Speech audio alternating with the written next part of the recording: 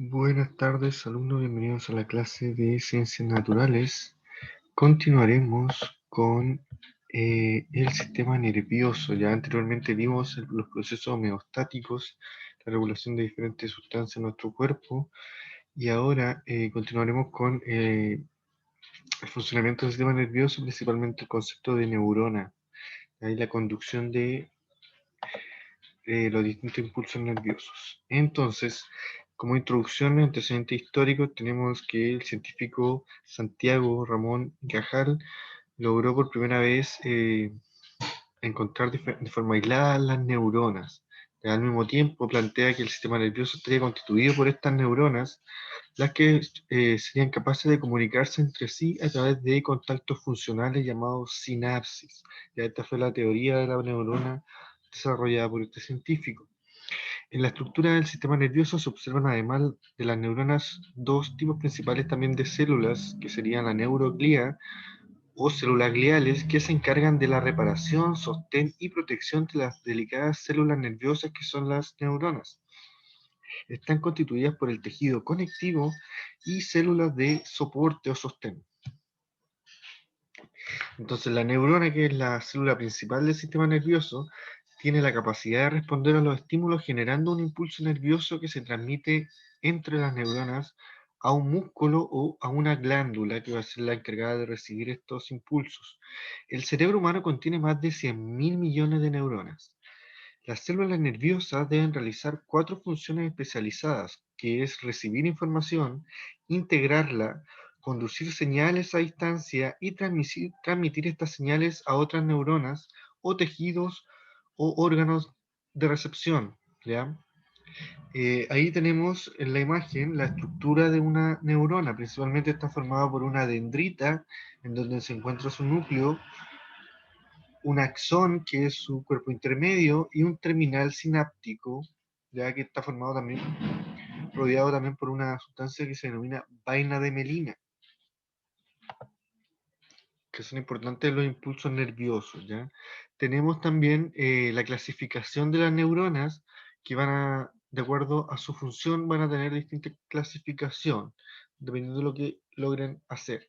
Y vamos a tener neuronas sensitivas, que son encargadas de conducir los impulsos nerviosos de la piel u otros órganos de los sentidos, de la médula espinal y al cerebro, principalmente los sentidos. Neuronas motoras llevan los impulsos fuera del cerebro y la médula espinal a los efectores, principalmente van a ser músculos o algunas glándulas. Las neuronas son internunciales, forman vínculos en las vías neurales conduciendo impulsos de las neuronas a eferentes.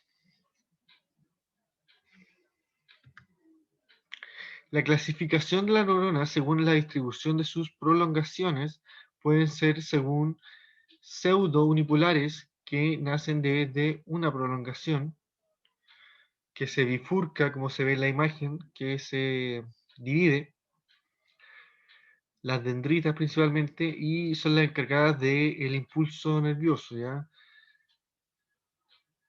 Estos son ejemplos, las neuronas sensitivas espinales. Pueden ser bipolares, que además del axón contiene solo una dendrita a la que se encuentra asociada a los receptores, ya principalmente los de la retina y la mucosa olfatoria, principalmente los de los sentidos de la vista y el olfato. Y también pueden ser multipolares, desde las que el axón nacen más dendritas, ya los que permiten recibir muchos terminales axónicos. La mayoría de las neuronas son de un tipo, que son las denominadas células Purkinje, que tienen alrededor de 200.000 terminales. ¿Cómo se transmite el impulso nervioso? ¿Ya? Las neuronas transmiten ondas de naturaleza eléctrica originadas como consecuencia de un cambio transitorio en la permeabilidad de la membrana plasmática, ¿ya? O sea, la membrana que la rodea tiene un cambio transitorio en el potencial eléctrico principalmente. Su propagación se debe a la existencia de una diferencia de este potencial eléctrico o potencial de membrana, que surge gracias a las distintas concentraciones de iones a ambos lados de la membrana, entre la interna y la externa de la célula.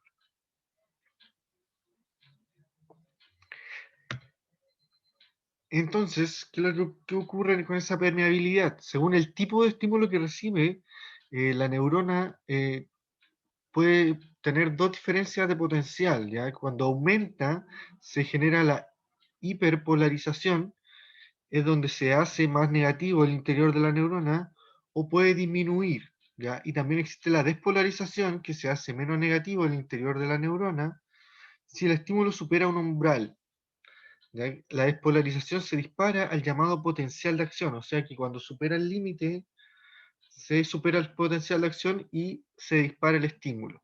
Esta es la ley conocida como la del todo o nada, que indica que la neurona genera el impulso si se supera el umbral del todo y no lo genera si es que no lo supera. Entonces la sinapsis es un proceso que permite la comunicación entre los millones de neuronas de nuestro sistema nervioso. Este proceso se realiza mediante señales químicas y eléctricas que tienen lugar en los botones sinápticos situados en cada uno de los extremos del axón. Puede haber sinapsis axodendrítica entre dendritas, axomática y axosónica, ya entre un axón y las dendritas. Entonces acá tenemos explicado cómo son las sinapsis, que pueden ser de dos formas, ¿ya? Sinapsis eléctrica y sinapsis química. En la sinapsis eléctrica la información se transmite a través de corrientes locales, mientras que la sinapsis química se transmite mediante neurotransmisores, ¿ya? Estos neurotransmisores los vamos a ver en la siguiente diapositiva y vamos a encontrarle sentido a que son bastante importantes en las distintas conducta de las personas, ¿ya? En las sinapsis eléctricas participan, prácticamente no hay retardo sináptico, ¿ya? Tiempo en que tarda en producirse la conexión sináptica, ya que la conexión es, como se puede ver en la imagen derecha, es al instante, ¿ya? Es permeable. En la química, el retardo es mayor ya que tienen una separación, ¿ya? Las sinapsis eléctricas son frecuentes en invertebrados, mientras que las químicas en vertebrados, ¿no es cierto? Entonces nosotros utilizamos la sinapsis química. Entonces, les dejo acá la última diapositiva en donde tenemos los neurotransmisores, que son las sustancias encargadas y son liberadas en la sinapsis química, ¿ya? Y son selectivamente liberadas por una terminación nerviosa por la acción de algún estímulo externo. Entonces tenemos algún ejemplo como las del aprendizaje, neurotransmisiones que influyen en el aprendizaje, como la dopamina, la cual aumenta el foco de atención, la memoria y el placer, la serotonina, la cual regula funciones perceptivas y cognitivas de aprendizaje, la noradrenalina, que está especialmente relacionada con la atención, y la acetilcolina, la cual aumenta la retención y el aprendizaje. ¿Ya? Hay muchos neurotransmisores más, pero estos son los más importantes y relacionados con el aprendizaje. Eso sería, chiquillos, les dejo un video en YouTube complementario relacionado a las neuronas, ¿ya? Y sus diferentes componentes, ¿ya? A más adelante les voy a mostrar la guía que deberán hacer.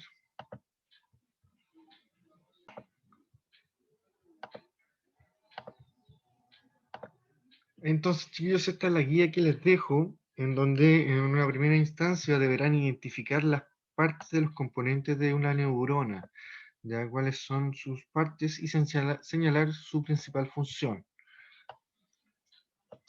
Deberán señalar qué son las neuroglías y células gliales, principalmente cuál es su función que cumplen, cuál es la función de las neuronas sensitivas, qué indica la ley del todo nada en las células, en las neuronas, ¿no es cierto?